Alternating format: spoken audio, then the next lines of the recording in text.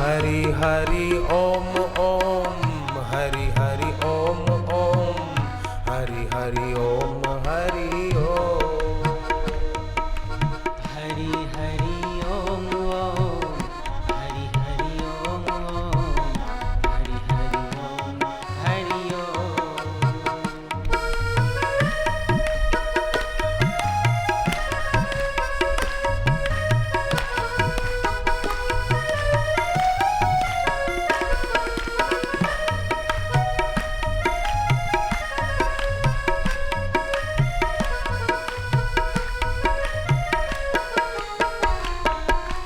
आप भी बिके, राजा रानी को भी बेच दिया। आप भी बिके, राजा रानी को भी बेच दिया। बेच दिया रोहित कुमार, जब गुरु सेवा मिले।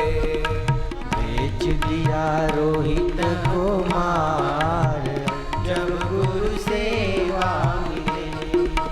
हरि हरि ओम ओम, हरि हरि ओम ओम, हरि हरि ओम हरि ओम। हरि हरि ओम ओम, हरि हरि ओम ओम। हरि हरि ओम हरि ओम।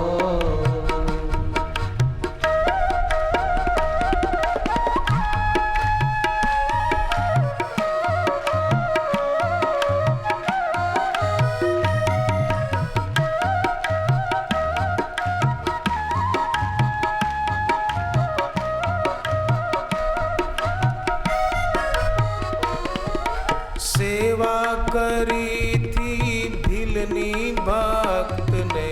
सेवा करी थी भिलनी भक्त ने।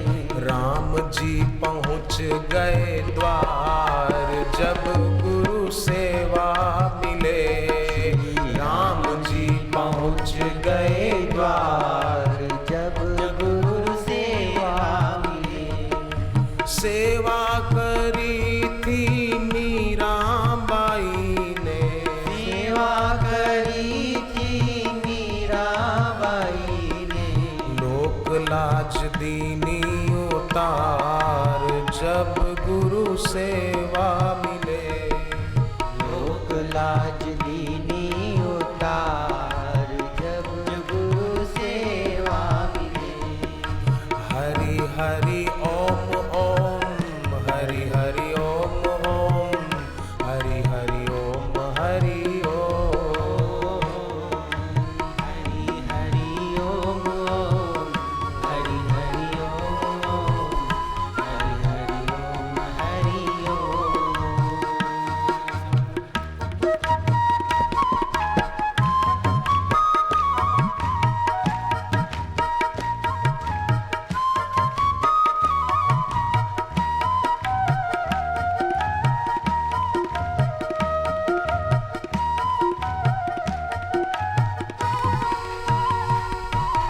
तुमको भी मौका गुरु जी ने दीना।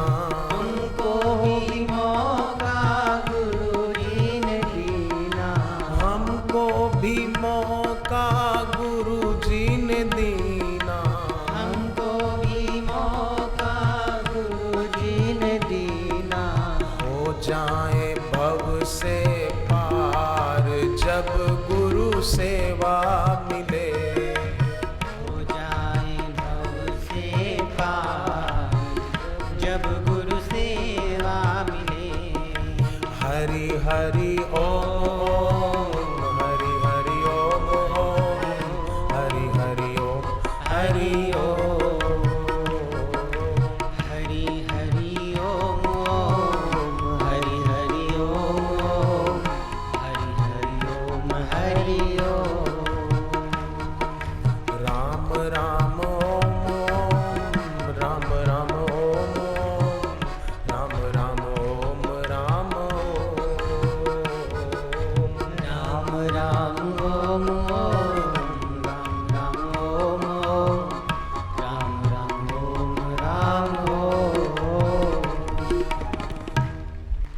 राम जी कहते हैं तीसरी भक्ति मान शून्य होकर अपने गुरुदेव की सेवा करना, पूरी लगन से, पूरे उत्साह से। सेवा मिले तो पीछे हट न करना, अपने आप को लगा देना। काकभूषुंडी ने अपने गुरु की खूब सेवा की, परंतु एक बार गुरु के दिल को ठेस भी पहुंचाई थी। फिर भी उनके गुरुदेव कितने करुणा के सागर, कितने कृपा के सागर। क्षमा करने में गुरु जैसे उदार कोई नहीं है। गुरु के दिल से क्षमा ऐसे बहती है जैसे मेघों से पानी बहता है धरती की ओर, पहाड़ की ऊंची चोटियों से पानी बहता है घाटियों की ओर, ऐसे गुरु के दिल से क्षमा बहती है।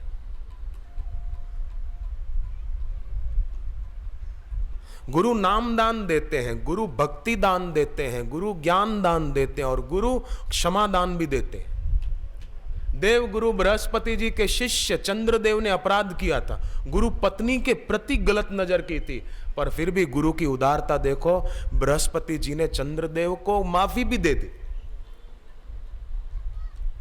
एक क्षमा बहती है गुरु के दिल से जैसे मेघों से पानी बहता है। ऐसे वे उदार हैं गुरु, क्षमा दान देने में, नाम दान देने में भी, भक्ति दान देने में। काकभूषुंडी कहते हैं मेरी धृष्टता से शिवजी नाराज हो गए, पर गुरुदेव ने कृपा करके श्राप को वरदान में बदल दिया। अगर गुरुदेव की कृपा नहीं होती ना गरुड़, तो मेरा जीवन ऐसा ना होता जैसा आज है। तो जीवन में बड़ा महत्व है गुरु का, गुरु मंत्र का, गुरु की सेवा का। ज्ञानेंद्रियां ना हो ना हमारे पास तो कर्म का निर्वहन ठीक ठीक नहीं होगा। कर्म इंद्रियां, पैर हो पर आंख ज्ञान इंद्रिय ना हो तो चलेंगे कैसे, आप बताओ। कर्मेंद्रिय जरूरी है, पैर हाथ आदि, पर ज्ञान इंद्रिय भी जरूरी है। उसी प्रकार जैसे बाह्य जीवन में ज्ञान इंद्रियों के बिना काम नहीं चलेगा। कान ज्ञान इंद्रिय नहीं होगी, ज्ञान इंद्रिय कोई बोले तो हम सुन ही नहीं पाएंगे। जीभ नहीं होगी ज्ञान इंद्रिय तो हम कुछ बोल ही नहीं पाएंगे। तो बाह्य जीवन में भी कर्म इंद्रियों के साथ ज्ञान इंद्रियों की बड़ी बड़ी जरूरत है। उसी प्रकार आंतरिक जीवन में भी गुरु के ज्ञान की, गुरु प्रदत्त समझ की वो बहुत बहुत बहुत जरूरत है। ये नहीं होगी तो जीवन संवर नहीं पाएगा और कर्म का निर्वहन भी ठीक ठीक नहीं होगा। फिर आदमी कामना युक्त कर्म करेगा, मरेगा तो नरकों में जाएगा। जब युद्ध चल रहा था लंका के मैदान में, मेघनाथ ने शक्ति बाण मारकर लक्ष्मण जी को गिरा दिया।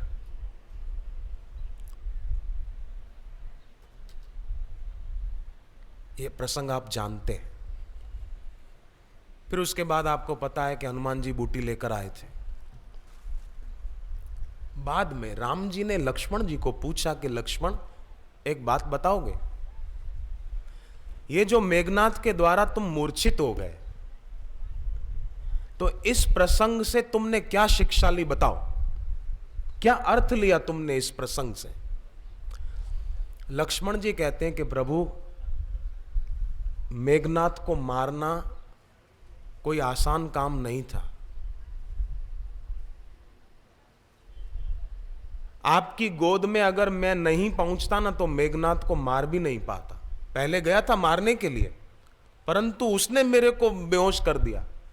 पर जब आपकी गोद में पहुंचा, आपकी चरण की शरण में पहुंचा, तो मैं उसको मारने में सफल हो गया। माने व्यक्ति बुराइयों से कितना ही संघर्ष करे पर बुराइयों से बच नहीं पाएगा।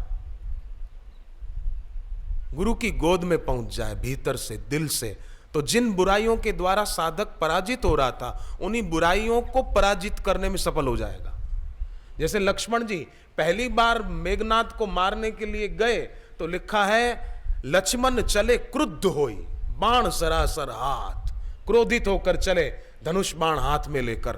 पर दूसरी बार जब चले, राम जी की गोद में पहुंचने के बाद जब चले तो लिखा है रघुपति चरण नाई सिर, चले तुरत ही अनंत। भगवान के चरणों में सिर झुकाकर फिर चले तो मारने में सफल हो गए। तो जो बुराइयां हम पर हावी होती है, हम उस पर हावी हो जाएं, उसके लिए हम उनकी गोद में चले जाएं। रोज सुबह जब पाठ पूरा हो जाए ना, तो हृदय से प्रार्थना करें कि हे भगवान, हे गुरुदेव, हम आपकी आज्ञा के विरुद्ध कोई भी काम न करें, ऐसी शक्ति आप दीजिए। मन में हमेशा आनंद रहे, आनंद, सद्भाव रहे। बेवकूफी कोई करे, गलती कोई करे, लोग क्या करते हैं, घर में कोई गलती करे अपना दिल जलाते रहते, बीपी हाई हो गया, लो हो गया, क्यों? कि उसने ऐसा कर दिया, उसने मेरा कहना नहीं माना, मैं क्या करूं? हमने उसको फोन किया पर उसने हमसे बात ही नहीं की, इसलिए हमारा बीपी बढ़ गया। तो बड़ा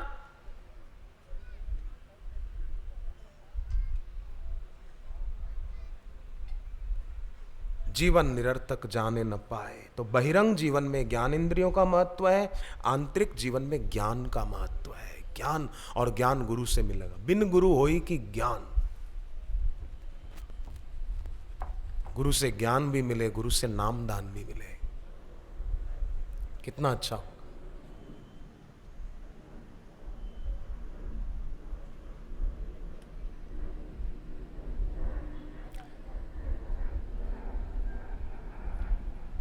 ज्ञान की किताबें पढ़ लेने से ज्ञान नहीं हो जाएगा। गुरु से अनुभूति प्रसूत वाणी सुनेंगे न तो, और सेवा करेंगे तो उसमें स्थिति होगी। बापूजी ने अपने गुरुदेव लीलाशाह बापू के वहां कितनी सेवा और कठिन साधना की।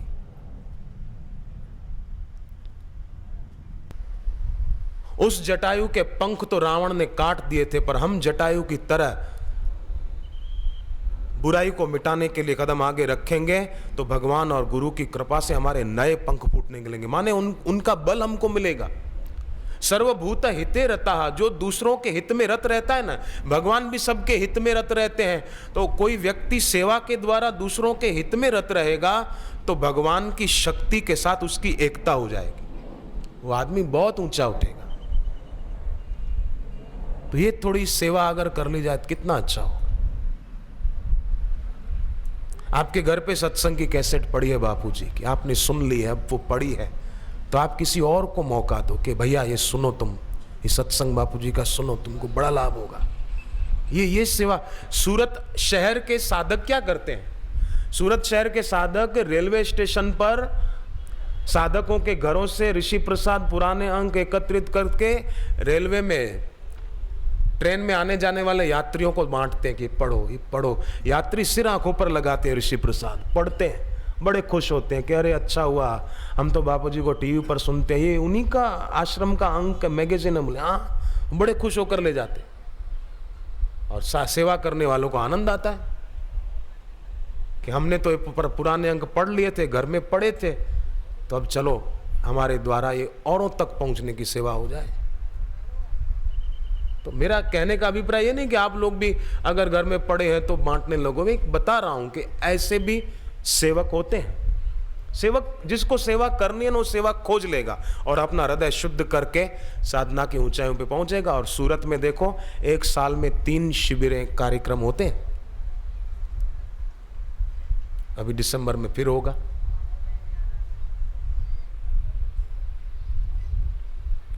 और सूरत में जो बाढ़ आई थी तो अपने साधक, पांडेसरा इलाका है सूरत में, वहाँ पानी इतना नहीं आया था, तो वहाँ के साधकों ने क्या किया, वहाँ पांडेसरा में अपना एक सत्संग भवन बना हुआ है, हॉल बना हुआ है, 2-3 कमरे हैं, मौन मंदिर है। तो वहाँ के साधकों ने क्या किया, पूरी बनाते, सब्जी बनाते, फूड पैकेट बना के इतने इतने पानी में, कंधे तक के पानी में चले जाते।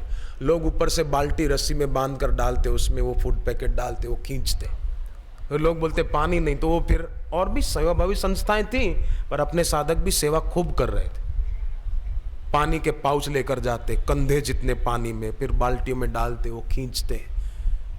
कोई कोई तो तैर कर भी चले जाते, खींचते जाते बोरी। ऐसे उन्होंने सेवाएं दी अपनी। तो उनका अंतरात्मा उनको धन्यवाद दे रहा है कि चलो अपने से कोई सेवा हो गई। तो उनकी शरण में जाए बिना, उनकी गोद में जाए बिना व्यक्ति पूरी तरह बुराइयों को अपने जीवन से नष्ट करने में सक्षम नहीं हो पाएगा। और उनकी शरण जाना माने रोज सुबह, जैसे बापूजी बताते हैं, ऐसा करना। कुल मिलाकर उनको अपने जीवन में खूब खूब महत्व दिया जाना चाहिए। संत तुलसीदास जी ने कितना महत्व दिया अपने गुरु को। तुलसीदास जी ने अपने ग्रंथ रामचरितमानस की शुरुआत में 9 की वंदना की, और वंदना में जो क्रम प्रस्तुत किया वो सचमुच बड़ा सांकेतिक क्रम प्रस्तुत किया है। पहले उन्होंने सरस्वती जी और गणेश जी की वंदना की। आप साथ में बोलना तो हमारी भी वंदना हो जाएगी। वर्णानामर्थ संघानाम वर्णानामर्थ संघानाम रसानाम छंदसामपि रसानां छन्दसामपि मंगलानाम च कर्तारो मङ्गलानां च कर्तारो वंदे वाणी विनायको। वन्दे वाणी विनायको। वंदे वाणी सरस्वती जी, विनायको गणपति जी, इनकी वंदना होगी। अब तीसरी वंदना पार्वती जी की और चौथी वंदना शिव जी की करते हैं। वंदना का क्रम कितना प्यारा है। भवानी शंकरो वंदे भवानी शंकरो वन्दे श्रद्धा विश्वास रूपिणो श्रद्धा विश्वासरूपिणो याभ्यां विना न पश्यन्ति याभ्यां विना न पश्यन्ति सिद्धः स्वान्तः स्तमीश्वरम्। सिद्धः सन्तस्तमीश्वरम्। इसमें पार्वती जी और शिव जी की वंदना है कि श्रद्धा और विश्वास के प्रतीक मैं पार्वती जी और शिव जी की वंदना करता हूँ, जिनके बिना सिद्ध योगी भी ईश्वर का साक्षात्कार नहीं कर पाते। अब 5वें स्थान पर केंद्र में गुरु की वंदना करते हैं। वंदे बोधमयम नित्यम। वन्दे बोधमयं नित्यम्। इसमें नित्य शब्द आ रहा है। वंदे बोधमयम नित्यम वन्दे बोधमयं नित्यम् गुरुम शंकर रूपिणम गुरुं शङ्कररूपिणम् यमाश्रितो हि वक्रोऽपि यमाश्रितो हि वक्रोऽपि चंद्रः सर्वत्र वन्द्यते। चन्द्रः सर्वत्र वन्द्यते। मैं उन गुरुदेव की वंदना करता हूँ जो साक्षात शिव स्वरूप हैं, जिनके भाल में आया हुआ टेढ़ा चंद्र भी पूजा जाता है। चंद्र सर्वत्र वंद्यते यमाश्रितो ही वक्रो अपि। मेरा जीवन कैसा वक्र था?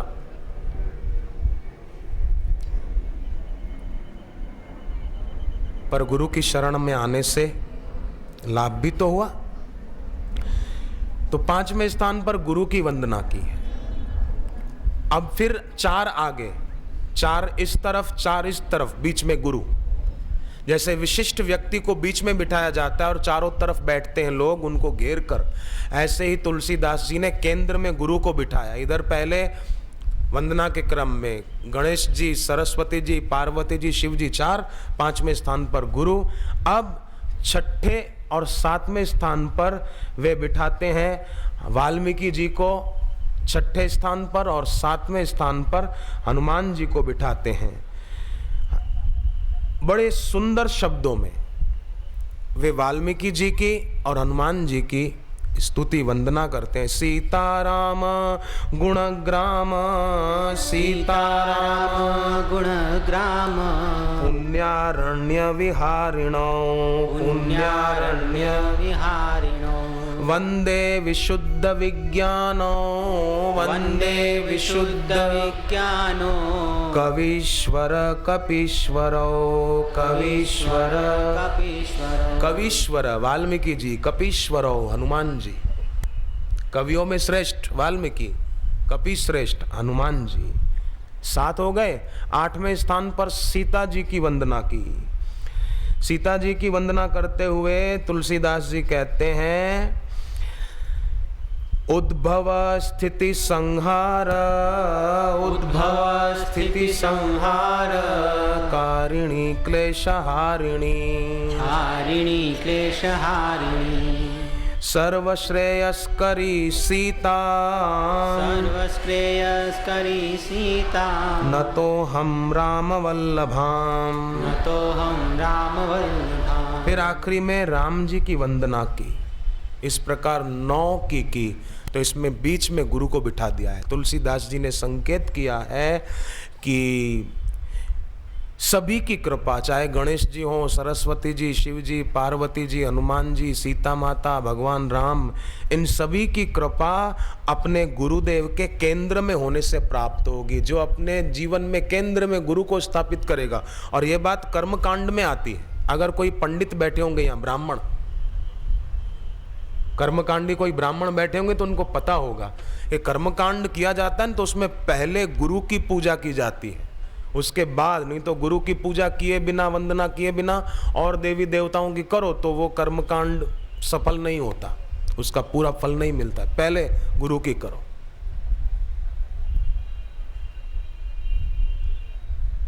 केंद्र में गुरु हो, माने गुरु को, गुरु मंत्र को, गुरु वचनों को महत्व दिया जाता है तो फिर तो प्रतिकूलता आने पर दुख नहीं होगा, कोई बात न माने तो दुख नहीं होगा, अपितु शिव जी की तरह समता और शांति बनी रहेगी। कौशल्या जी राम जी को देखकर मन में सोच रही हैं कि इन्होंने, मेरे राम ने लंकेश को कैसे मारा। हृदय विचारति 12 कवन भांति लंकापति मारा, कैसे मार दिया रावण को। तो राम जी कहते हैं गुरु वशिष्ठ कुल पूज्य हमारे, गुरु की कृपा से ही मैंने मार दिया। तो केंद्र में जिसके गुरु होते हैं, गुरु मंत्र होता है, वो व्यक्ति, राम जी कहते हैं कि सदा सुखी और सफल होता रहता है। हरि ओम।